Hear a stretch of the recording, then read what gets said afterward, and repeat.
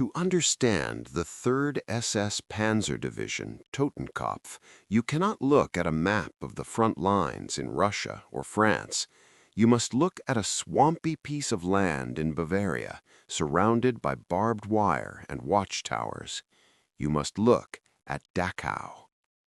Most military units in history are born in boot camps, forged through drill and discipline. The Totenkopf was unique. It was born in a concentration camp, and it was forged in hatred. Its father was Theodor Eicke. Eicke was not a military genius. In fact, the regular German army, the Wehrmacht, considered him a dangerous lunatic.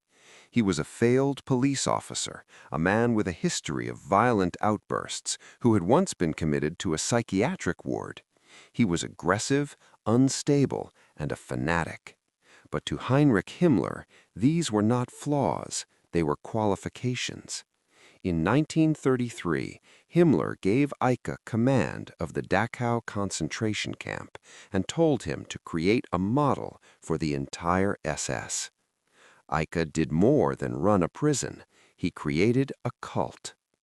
He took the young SS recruits, the Totenkopfverbände, Death's Head units, and subjected them to a training regimen that had nothing to do with warfare and everything to do with murder.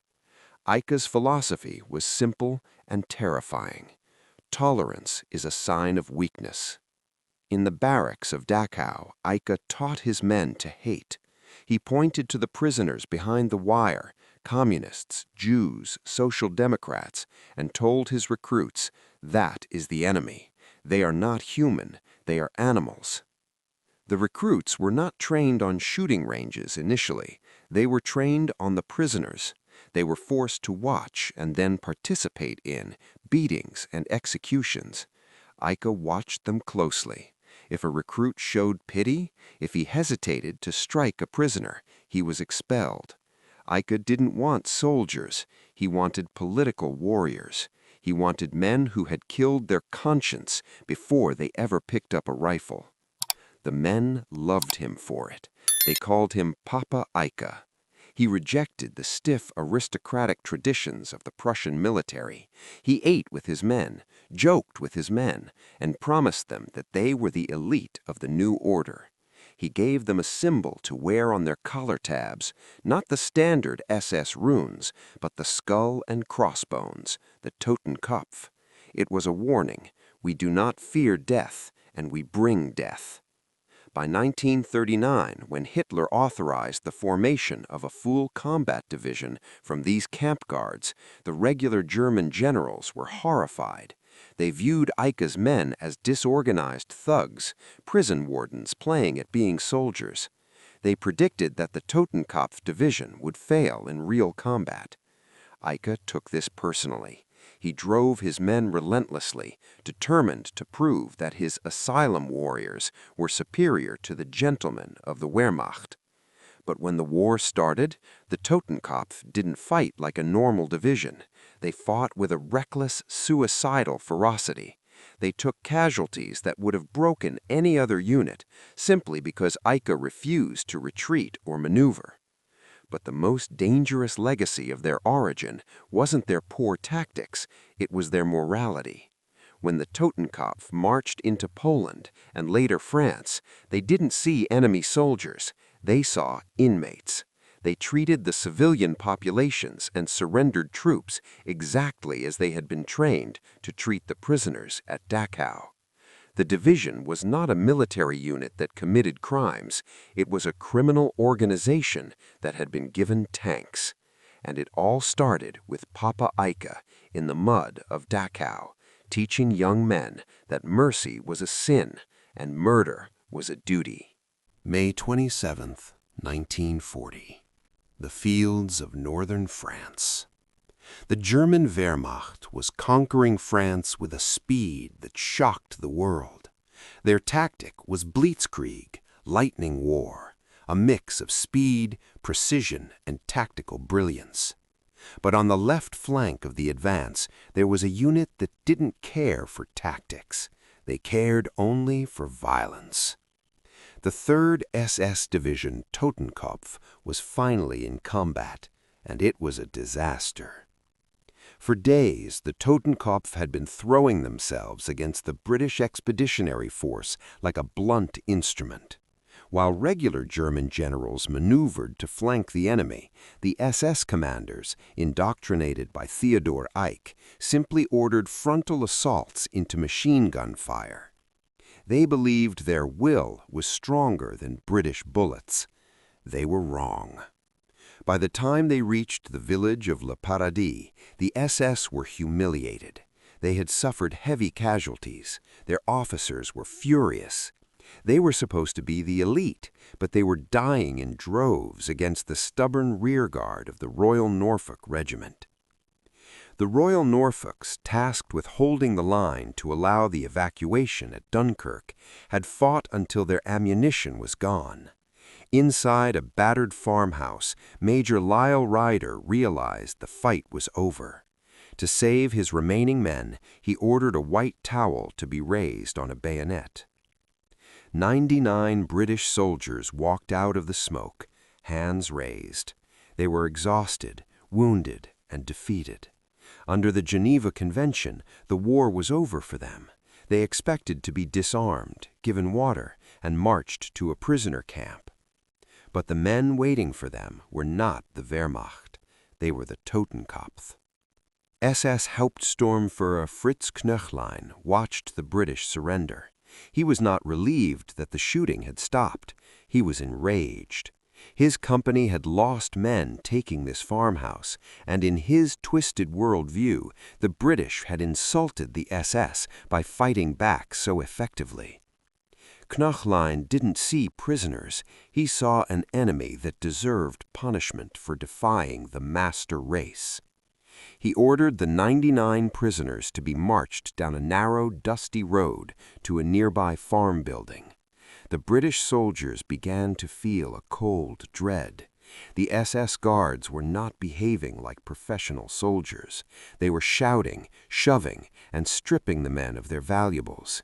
They were jostling them toward a brick wall outside a barn. "Face the wall," the order came. The British soldiers stood there, shoulder to shoulder. Some prayed, some held on to their friends. Opposite them, in the tall grass of the paddock, 2 heavy machine guns were set up on tripods. Knöchlein gave the signal. The MG-34s opened fire. The roar was deafening. The line of khaki uniforms convulsed and collapsed. For seconds that felt like hours, the machine guns tore into the screaming men. When the firing stopped, a heavy silence fell over Paradis. But the SS were not done. Knöchlein ordered his men to fix bayonets. They walked among the pile of bodies, laughing and smoking cigarettes, stabbing anyone who moved, shooting anyone who groaned. It was not warfare. It was an industrial slaughter. Satisfied that his revenge was complete, Knöchlein marched his company away to dinner. But amidst the pile of 97 corpses, 2 men were still breathing. Private William O'Callaghan and Albert Pooley had been hit, but were shielded by the bodies of their comrades. They lay still in the blood-soaked dirt for hours until the sun went down and the SS moved on. They crawled away into the night, carrying the horrific truth of what the Totenkopf really was. Le Paradis was the moment the mask fell. It proved that the SS were not soldiers. Their fanaticism had replaced tactical sense, and their frustration had turned into war crimes. They were murderers in uniform. And this massacre in a French field was just a grim rehearsal for the horrors they would soon unleash in the East. Winter 1942. The Russian steppes south of Leningrad. If hell froze over, it would look like Demyansk. By January, the German invasion of the Soviet Union, Operation Barbarossa, had ground to a halt. The Red Army, revitalized and angry, launched a massive counteroffensive that shattered the German lines. In a matter of days, the jaws of the Soviet bear snapped shut around the German Second Army Corps. Inside the trap were 95,000 German soldiers. They were cut off from the world, surrounded by 5 Soviet armies, and buried under 6 feet of snow. This was the Demyansk pocket. And at the very heart of this frozen cauldron, holding the most critical and dangerous sector, was the 3rd SS Division Totenkopf. For the men of the Death's Head, the war had changed. In Poland and France, they had been the aggressors, the bullies, the executioners. Now they were the prey. The temperature dropped to -40 degrees. At that temperature, oil turned into glue, gun bolts froze shut, bread became so hard it had to be chopped with axes like firewood. If a man touched bare metal with his ungloved hand, his skin would peel off. But the cold was only the first enemy. The second was the Red Army. Stalin ordered the pocket to be crushed at all costs. Wave after wave of Soviet infantry, dressed in white snow camouflage, charged the SS lines. They came with T-34 tanks that could drive over the deep snow where German panzers sank and stalled. The fighting was medieval. In the blizzards, visibility was zero. Combat happened at point-blank range. When the machine guns froze, the men used grenades. When the grenades ran out, they used entrenching tools, bayonets, and frozen fists. Theodor Eicke's political soldiers were now being tested not against helpless prisoners, but against an enemy with infinite manpower. And this is where the Totenkopf earned a new, dark reputation. While regular Wehrmacht units considered surrender or retreat, the SS men dug in with a suicidal fanaticism. They had been brainwashed to believe they were the superior race, and to surrender to the Slavic subhumans was worse than death. They became the fire brigade of the pocket. Whenever the Soviet forces threatened to break the line, the Totenkopf was thrown into the breach.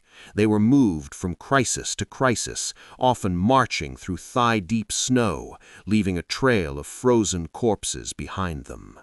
They survived only because of the Luftwaffe. In the first massive airlift in history, Junkers Ju-52 transport planes flew into the blizzard, dodging anti-aircraft fire to drop ammunition and food. But it wasn't enough. The men of the Totenkopf began to starve. Their uniforms hung off their skeletal frames. Their eyes sank into their skulls. They began to look like the very prisoners they had once guarded in Dachau. By the time the spring thaw arrived in April and a relief force finally broke through the encirclement, the 3rd SS Division was unrecognizable. They had gone into the pocket with 17,000 men. They came out with less than 6,000 combat-ready troops. The original cadre, the camp guards, the thugs, the men who had terrorized Poland, were almost entirely wiped out. They lay frozen in the Russian mud. Demyansk destroyed the body of the Totenkopf, but it hardened its soul. The survivors were no longer just political fanatics. They were now hardened veterans of the most brutal fighting on earth. They had walked through the valley of the shadow of death and survived. When they marched out of the pocket, they were gaunt, hollow-eyed ghosts, but they carried a terrifying new legitimacy. They had proven that the skull on their collar was not just a symbol of fear they inflicted on others, but a promise of the death they were willing to endure themselves. The frozen grinder had forged a new, sharper blade for the SS. July 1943. The endless sun-baked steppes of Kursk. The 3rd SS Division Totenkopf was back from the dead. After being nearly annihilated in the frozen hell of Demyansk, the division had been pulled from the line, refitted in France, and completely transformed. The ragtag collection of camp guards and fanatics was gone. In their place stood a sleek, terrifying machine of modern war. They were no longer just infantry. They were a Panzer Grenadier division, equipped with the deadliest weapon on the battlefield, the Tiger I tank. Theodor Eicke, their father and cult leader, was dead, shot down over Russia months earlier. But his spirit haunted the division. The men painted his name on their cuff titles. They weren't fighting for a living commander anymore. They were fighting for a ghost. Operation Citadel was Hitler's last gamble in the East. The plan was to pinch off a massive Soviet bulge at Kursk and destroy the Red Army's reserves. The Totenkopf, alongside its sister divisions Leibstandarte and Das Reich, formed the spearhead of the southern pincer. This was the greatest concentration of armor in human history. On July 5th, the engines roared. The ground shook as hundreds of tanks surged forward into a sea of waist-high wheat and dust. But the Soviets were waiting. They had built a defense in depth that stretched for miles, minefields, anti-tank ditches, and hidden pock fronts, anti-tank gun batteries. The blitzkrieg, which relied on speed and surprise, was dead. This was a slow, grinding chew through steel and concrete. For the men of the Totenkopf, it was a nightmare of fire and metal. They had to advance into the teeth of the Soviet defense. The Tiger I's, with their 88mm guns, could kill T-34s from 2 kilometers away. They were invulnerable monsters at range, but the Soviets didn't fight at range, they swarmed. On July 12th, the battle reached its crescendo near a small railway junction called Prokhorovka. While the other SS divisions clashed head-on with the Soviet armor, the Totenkopf was given the most difficult task: protect the left flank. To do this, they had to cross the Psel River and take the high ground, Hill 226.6. It was a suicide mission. The riverbanks were steep mud. The hill was fortified, but the Totenkopf engineers, under withering fire, threw pontoon bridges across the water. The Tigers rumbled across, their tracks churning the mud, and began the ascent. What followed was the clash of steel. General Rotmistrov's 5th Guards Tank Army counterattacked. It wasn't a battle of tactics, it was a demolition derby. Soviet T-34s, knowing they couldn't penetrate the Tigers' frontal armor, rammed them at full speed. They closed the distance to point-blank range, firing into the thinner side armor of the giants. Inside the Tigers, the heat was unbearable. The crews were deafened by the constant clang of shells bouncing off their hulls. The air was thick with cordite and the smell of burning flesh. On Hill 226.6, the Totenkopf held the line against waves of Soviet armor. They turned the hill into a graveyard of burning tanks. But for every T-34 they destroyed, 2 more appeared on the horizon. The Panzer Elite was killing at a ratio of 10-1, but they were running out of ammo, fuel, and men. By the evening of July 12th, the steppe was covered in a pall of black smoke that blocked out the sun. The Totenkopf had achieved its objectives. They had crossed the river. They had taken the hill.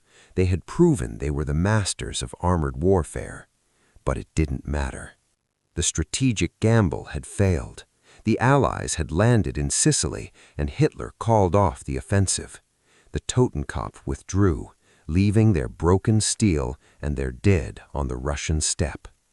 They had been forged into the ultimate weapon, but at Kursk they learned a bitter lesson, that even the sharpest blade will eventually break if you strike it against a mountain of stone. The road to ruin was now open. Spring 1945. The Third Reich was burning. The 3rd SS Division Totenkopf, once the terror of Europe, was now a broken skeleton. They had been bled white in the retreat from Russia, fighting desperate rearguard actions near Warsaw. But their final humiliation waited for them in the mud of Hungary. Operation Spring Awakening. It was Hitler's last delusion. He ordered the Totenkopf to launch a massive offensive near Lake Balaton to secure the oil fields. It was a suicide mission. The terrain was a swamp. The heavy King Tiger tanks, the pride of the division, sank up to their turrets in the freezing mud. They didn't even get to fight. They drowned in the earth. When the attack inevitably failed, a furious Hitler ordered the men of the SS to strip the honorary cuff titles from their uniforms. It was the ultimate betrayal. The men of the Death's Head, who had died in the thousands for their Führer, tore the fabric from their sleeves in disgust. They knew then the dream was dead. Now only one goal remained: survival. The division turned west. They ignored orders to stand and fight to the death. They had one terrifying imperative: do not surrender to the Russians. They knew what they had done in the east. They knew about the burned villages, the massacres of prisoners, the concentration camps. They knew the Red Army would show them no mercy. They raced toward the American lines in Austria. On May 9, 1945, near the town of Linz, the remnants of the division, a shadow of its former strength, laid down their arms before the U.S. 11th Armored Division. For a moment there was relief. The SS officers straightened their tunics. They offered cigarettes to the American GIs. They believed that the Americans, as fellow Westerners, would treat them with the respect due to elite soldiers.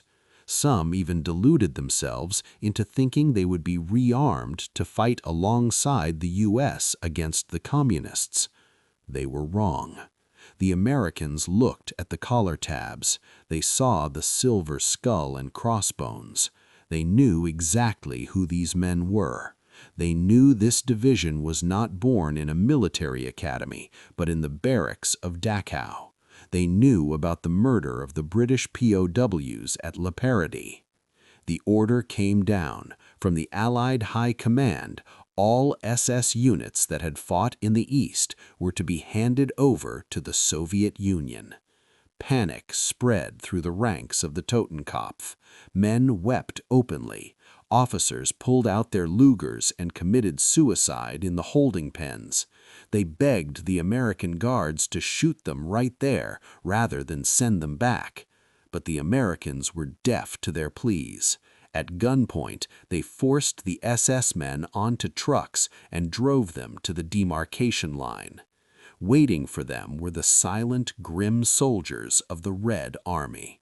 The retribution was biblical. The men of the Totenkopf were stripped of their ranks, their boots, and their dignity. They were shipped into cattle cars, the same type of cattle cars they had once used to transport Jews and political prisoners to the death camps. They were shipped east into the frozen oblivion of the Soviet Gulag system. For the next 10 years, the master race was enslaved. They were worked to death in uranium mines and timber camps in the Arctic Circle. They died of typhus, starvation, and exhaustion. The men who had built their identity on the suffering of others were now subjected to the exact same suffering. Of the thousands who surrendered in 1945, only a handful ever returned to Germany. The rest lie in unmarked mass graves in the permafrost of the Soviet Union.